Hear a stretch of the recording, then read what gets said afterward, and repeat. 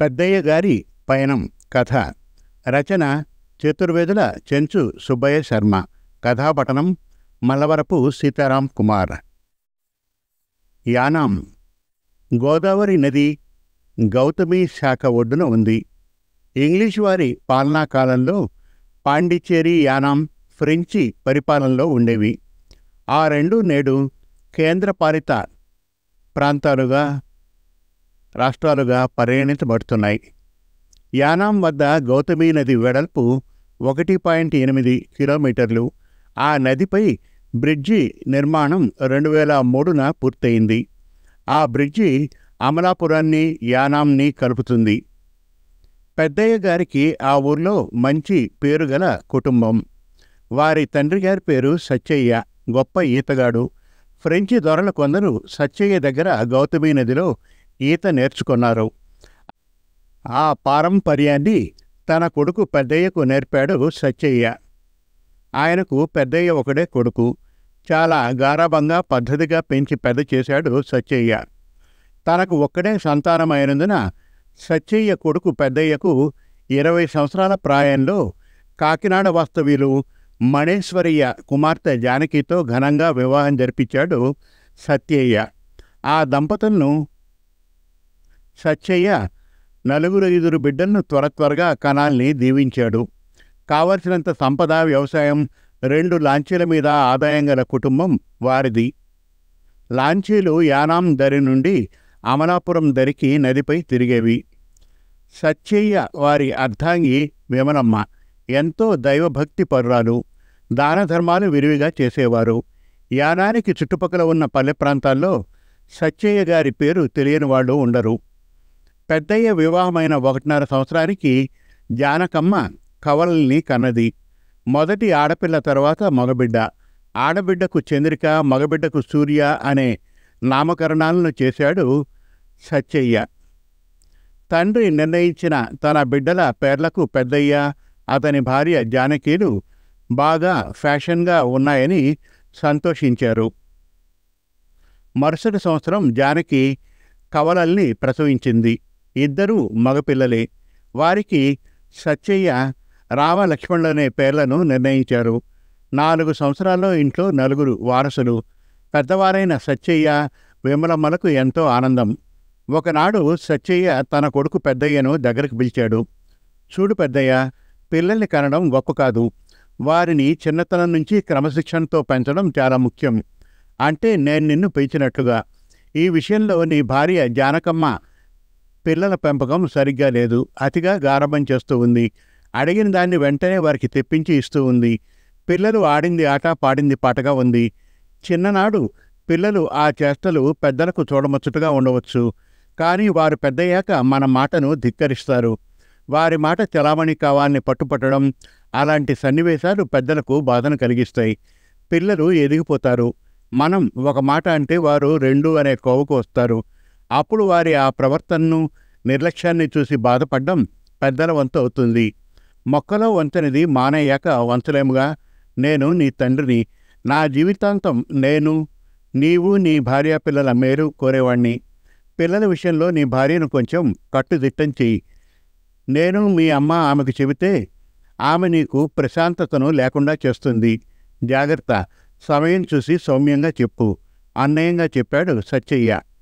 తండ్రి మాటల పరమార్థాన్ని గ్రహించాడు పెద్దయ్య. ఏకాంతంలో పిల్లల పెంపకం విషయంలో అడిగింది క్షణాల్లో అందివ్వక వారికి దాని అవసరాల్ని తెలుసుకొని ఏర్పాటు చేయడం వారికి మనకు మంచిది. సౌమ్యంగా చెప్పిన భర్త మాటల్ని అర్థం చేసుకుంది జానకమ్మ. కొడుకు, కోడలు, మనుమలు, మనవరాళ్లతో విమలమ్మ ఎంతో సంతోషంగా ఉండేది. ప్రతిదినం ఉదయాన్నే స్నానం చేసి పూజామందిరంలో కూర్చొని తన వారికంటే ముందు తనే ఆ లోకానికి చేరాలని తాను ఎంతగానో నమ్మికొలిచే శివపార్వతుల్ని వేడుకునేది.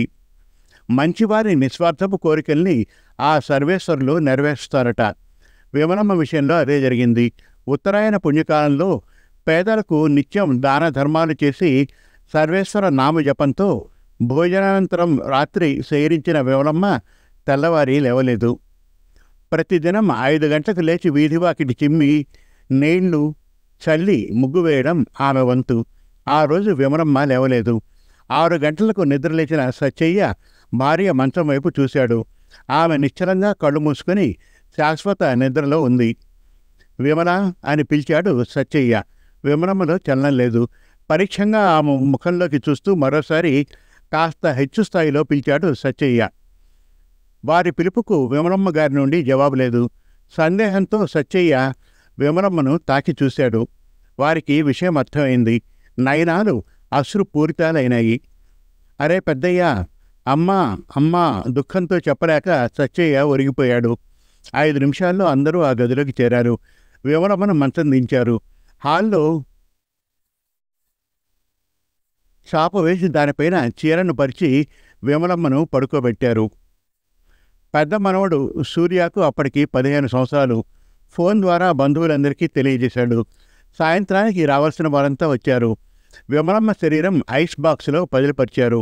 మరుదినం పూలు, పసుపు, కుంకుమలతో ఆ మహాతల్లిని బంధుమిత్రులు శ్మశానానికి తరలించారు. భూస్థాపితం చేశారు. కాలచక్రంలో సచ్చయ్యకు ఎంతో భారంగా మరో ప్రదక్షిణం చేసింది. తన ఇల్లాలు జ్ఞాపకాలు సచ్చయ్యను సతమతం చేయసాగాయి. జీవితానికి లక్ష్యం, ఆశయం లేకుండా పోయింది. ఆస్తిలో కొంత భాగం అమ్మి ధర్మ ఆసుపత్రి నిర్మించాడు. మిగతా యావత్ ఆస్తిని తమ కుమారుడు పెద్దయ్య పేరున రాశాడు. ఒక రోజున అందరికీ చెప్పి కాలినడకతో కాశీకి బయలుదేరి వెళ్ళాడు సచ్చయ్య. వెళ్ళినవాడు తిరిగి రాలేదు. 15 సంవత్సరాలు గడిచిపోయాయి. పెద్దయ్య పెద్ద కూతురు చంద్రిక, కొడుకు సూర్య, చిన్న కొడుకులు రాముడు, లక్ష్మణుడు అందరూ యుక్త వయస్కులయ్యారు. పెద్దయ్య కుమార్తె చంద్రికకు అమెరికా వ్యామోహం. బీఎస్సీ చదివి ఎంఎస్సీ అమెరికాలో చేయాలని ఆమె సంకల్పం. ఆ భావనకు తల్లి మద్దతు. కానీ పెద్దయ్యకి ఇష్టం లేదు. భార్య, కూతురు పోరు భరించలేక చంద్రికను అమెరికా పంపేశాడు. స్కాలర్షిప్తో చంద్రిక అమెరికాలో ఎంఎస్సీ చదవసాగింది. కొడుకు సూర్య, అతనికి డాక్టర్ కావాలని ఆశ. బీఎస్సీ మంచి మార్కులతో స్టేట్ ఫస్ట్ ర్యాంక్లో పాస్ అయ్యాడు. ఎంబీబీఎస్ పూర్తి చేసి ఎంఎస్ చేయడానికి అమెరికా వెళ్ళిపోయాడు. ఇక చిన్నవాడు రాముడు, లక్ష్మణుడు ఇంజనీరింగ్ ఫైనల్ ఇయర్. వీరికి ఒక మేనమామ దుర్గారావు, లారీ బ్రోకర్. అంటే లారీల ద్వారా ఒక ఊరు నుండి మరో ఊరికి సరుకుల్ని, వివిధ వస్తువుల్ని రవాణా చేయించే పని. లోడ్ దించినా కమిషన్, లోడ్ ఎత్తినా కమిషన్.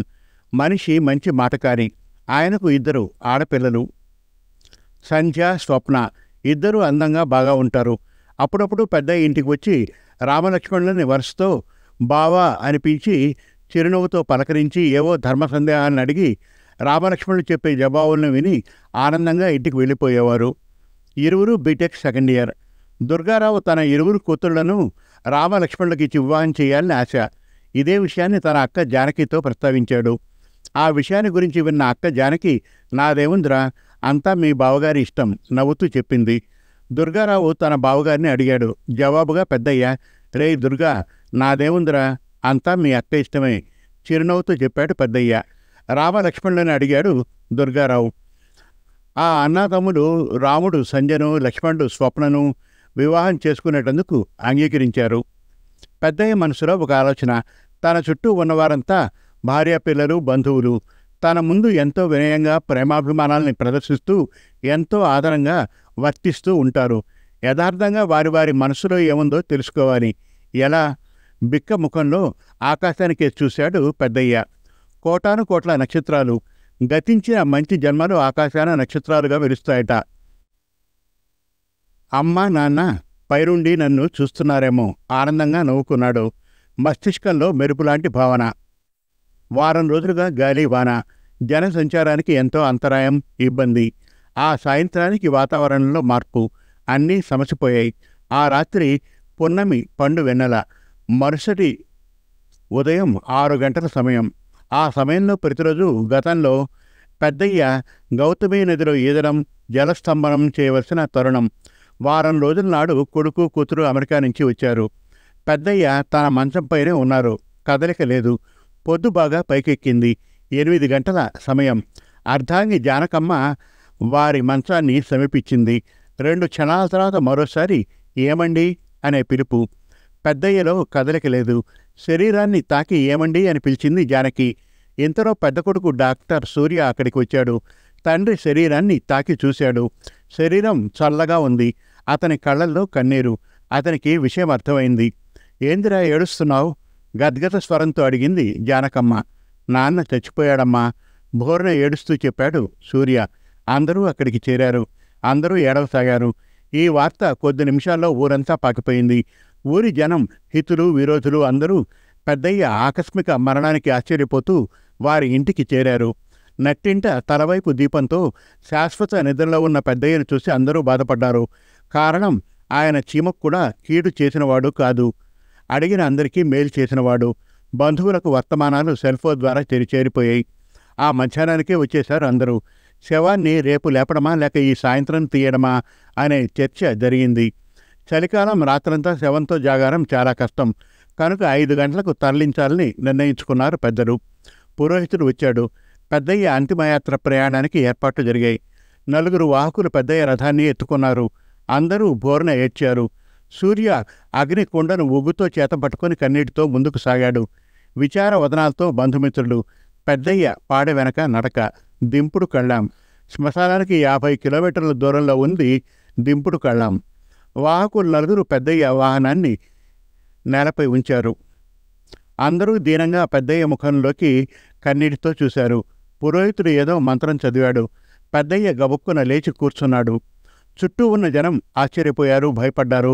వెనక్కు ఆశ్చర్యంతో నడిచారు. ఆ దిప్పుడు కళ్ళాం పక్కనే గౌతమి నది ప్రవహిస్తోంది. పెద్దయ్య చిరునవ్వుతో నదివైపుకు నడిచాడు. పరుగున నదిలో దూకేశాడు. అందరూ బిత్తరపోయారు. పెద్దయ్య నీటిపైకి రాలేదు. కొంత తరుణం ఉండిన ఊరి జనం పెద్దయ్య ఏ బాధతోనో నదిలో దూకి చచ్చిపోయాడనుకున్నారు. మహానుభావుడు, ఆ తండ్రికి తగ్గ తనయుడు, వారి హృదయంలో ఏం బాధో, నదిలో దూకి చచ్చిపోయాడు అనుకున్నారు. పిల్లలు ఆయన మాటల్ని గౌరవించలేదు. పెద్దయ్య కూతురు, కొడుకు అమెరికా మోజుతో, చదువు నెపంతో అక్కడికి వెళ్ళిపోయారు. ఉన్న ఊరు, కన్నవారు వారికి గిట్లేదు. అదే పెద్దయ్య గారి ఆవేదన. వారికి మన ఊరన్నా, మనమందరమన్నా ఎంతో ప్రేమాభిమానాలు. తన సంతతి తన దారికి వ్యతిరేకంగా జీవితాన్ని విదేశాల్లో సాగించడం ఆయనకు ఇష్టం లేదు. అందుకే నదిలో దూకారు. బంగారు మనిషి, దేవుడు ఇక మనకు లేడని కొందరు వాపోయారు. పెద్దయ్య కొడుకు నది ఒడ్డున కూర్చుని బోర్లో ఏడుస్తున్నాడు. విషయాన్ని విన్న భార్య, కూతురు, 2 చిన్న కొడుకులు నది ఒడ్డుకు వచ్చారు. నాన్న, మా తప్పుల్ని మన్నించండి. మీరు మా తాతయ్య మాటను ఎలా గౌరవించి మీ జీవితాన్ని గడిపారో మేము అలాగే మీ మాట ప్రకారం నడుచుకుంటాం. మీ తాత మా తండ్రి గారైనా మీ మాట ప్రకారమే మన ఊర్లోనే ఉండి మన సాటివారికి సాయం చేస్తూ మీ పద్ధతిలోనే మీ జీవయాత్రను సాగిస్తాం. మీకు ఆనందాన్ని కలిగిస్తాం. పెద్ద కొడుకు సూర్య చెప్పగా కూతురు చంద్రిక, చిన్న కొడుకులు రామలక్ష్మణులు మనసారా పలికారు. నదిలో ఉన్న పెద్దయ్యకు వారి ఆవేదన నిర్ణయం అర్థమైంది. జలస్తంభను విడిచి ఆనందంగా పెద్దయ్య పయనం పైకి సాగింది. సమాప్తం. మరిన్ని చక్కటి కథల కోసం, కవితల కోసం, వెబ్ సిరీస్ కోసం మనతెలుగుకథలు.com విజిట్ చేయండి. Thank you.